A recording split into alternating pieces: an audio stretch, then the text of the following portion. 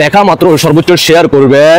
ইতিমধ্যে আপনারা অনেকে নিউজে দেখে ফেলছেন, মৃত আবু সাইদ রাজাকার কবর থেকে উঠে এসে হাসপাতালে মৃত নারীর মরদেহ দর্শন করলো। ইতিমধ্যে আপনারা জেনে গেছেন, নতুন বাংলাদেশে ডক্টর সুধী ইউনূসের নেতৃত্বে এইবার বাংলাদেশে মৃত নারীরাও নিরাপদ নয়। জয় বাংলা সৈনিকেরা সর্বোচ্চ শেয়ার করবেন। দেশবাসী জানতে হবে, দেখতে হবে কারা ভবিষ্যতে ক্ষমতা আসলে নারীরা নিরাপদে থাকবে। আসুন আমরা শুনে আসি বিস্তারিত। ময়মনসিংহ মেডিকেল কলেজে হাসপাতালের মর্গে রাখা এক তরুণী মরদেহ দর্শনের ঘটনার আবু সাইদ বয়স 19 নামে এক ডুমকে গ্রেপ্তার করেছে পুলিশ। এই সে আবু সাইদ নয় যিনি রাজাকার ছিল, ইনি হচ্ছেন এখন বর্তমানে নতুন বাংলাদেশের নতুন রাজাকার নামে ঠিক একই নাম আবু সাইদ। এই ঘটনা মঙ্গলবার 21শে অক্টোবর রাতে বালুঘাট থানায় উপ পরিদর্শক SI জামাল বাদী হয়ে কোতোয়ালি থানা মডেল থানা নারী ও শিশু নির্যাতন দমন আইনে একটি মামলা দায়ের করেন। অভিযুক্ত ডুম আবু সাইদ জেলা হালুয়াঘাট উপজেলা খন্দকারফা গ্রামে মৃত জয়নাল আবদিনের ছেলে।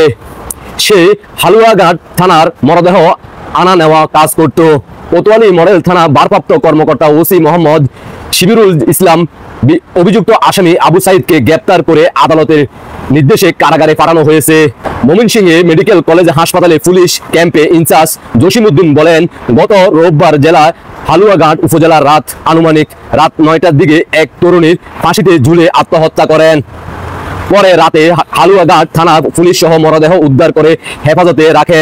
পরদিন সকালে 11টায় ডুম আবু সাইদ আরেকজন সহ তরুণীর মরদেহ হাসপাতালে মর্গে নিয়ে যায়। আসার পর দাবি নিয়ে মর্গে মরদেহ রেখে আবার দাবি নিয়ে চলে যায়।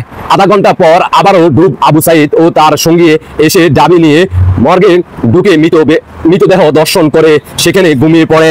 পরে মর্গে কর্তব্যরত ডুম এসে মর্গে অন্ধকার দেখতে পেয়ে লাইট জ্বালায়। এই সময় আবু সাইদ ও তার সঙ্গীকে মর্গে ঘুমাতে দেখেন।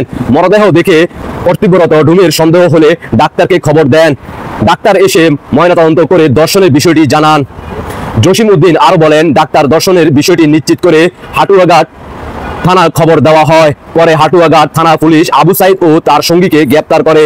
জিজ্ঞাসাবাদে আবু সাইদ দর্শনের বিষয়টি স্বীকার করে তাকে গ্রেপ্তার করে কোতোয়ালি মডেল থানা হস্তান্তর করা হয়। মামলার বাদী হাটুয়াঘাট থানা উপ পরিদর্শক SI জামাল বলেন, আবু সাইদ জিজ্ঞাসাবাদে ঘটনা জড়িত থাকার কথা স্বীকার করেন। সে হাটুয়াঘাট থানার মরদেহ আনা নেওয়ার কাজ করত। কি বুঝলেন? নতুন বাংলাদেশের ডক্টর সুধী ইউনূসের নেতৃত্বে বর্তমানে বাংলাদেশের যারা জীবিত আছে, শিশু কন্যা থেকে নারীরা, বৃদ্ধ, বয়স্ক, কেউ কিন্তু এখন দর্শনের বাইরে নয়। ইতিমধ্যে আপনারা জানেন 5ই আগস্টের পর থেকে বাংলাদেশের বিভিন্ন নিউজ সংবাদে জানা যায় দৈনিক প্রায় 13 থেকে 14 জন গড়ে দর্শিত হচ্ছে, যেটা বাংলাদেশের বিভিন্ন নিউজের তথ্য আসার পরবর্তীতে সেটার উপরে ভিত্তি করে এই রিপোর্ট প্রচার করা হয়। আর আপনার আমার অজান্তে এই ধরনের হাজারো মা বোনেরা তারা মুখ খোলে নাই, আত্মসম্মানের দিকে চিন্তা করে, আবার অনেকে মুখ খুললেও তাদেরকে হত্যা করে ফেলা হয়। তাহলে আপনি আমরা কি বুঝলাম? 5ই আগস্টের পর থেকে আপনারা যারা এই মুহূর্তে দেখতেছেন, শুনতেছেন, অনেকে আইসা আপনারা বিভিন্ন ধরনের মন্তব্য করেন। আগে আপনারা বিভিন্ন নিউজ চ্যানেল দেখবেন, তারপরে আইসা মন্তব্য করবেন যে এটা ভুয়া না মিথ্যা। আশা করি বুঝতে পারছেন।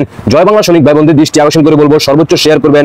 বাংলার মানুষ দেখতে হবে, জানতে হবে তারা ক্ষমতা আসলে বাংলাদেশের সাধারণ জনগণ থেকে শুরু করা, নারী শিশু কন্যা থেকে শুরু করা, রাষ্ট্রীয় সম্পদ থেকে শুরু করা নিরাপদ থাকবে। মাননীয় প্রধানমন্ত্রী শেখ হাসিনা গত 15-16 বছর ক্ষমতা থাকার সময় আপনারা কি কখনো এই ধরনের ঘটনা দেখছেন কিনা জানতে চাই। যে সকল জুলাই যুদ্ধে আন্দোলন করছিলেন আপনারা, তরুণ প্রজন্মের দৃষ্টি আকর্ষণ করে বলতে চাই, যে সকল মা বোনেরা আসমান জমিন কাঁপিয়ে আপনারা তখন আন্দোলন অংশগ্রহণ করছিলেন, আপনারা কি এই ধরনের নিউজ দেখতে পান কিনা মাননীয় প্রধানমন্ত্রী শেখ হাসিনা জানতে চায়। আপনাদের চোখের পানি এখন কেন আসে না? আশা করি বুঝতে পারছেন। আপনাদের ব্যক্তিগত মতামত অবশ্যই কমেন্টে জানিয়ে যাবেন। আল্লাহ হাফেজ।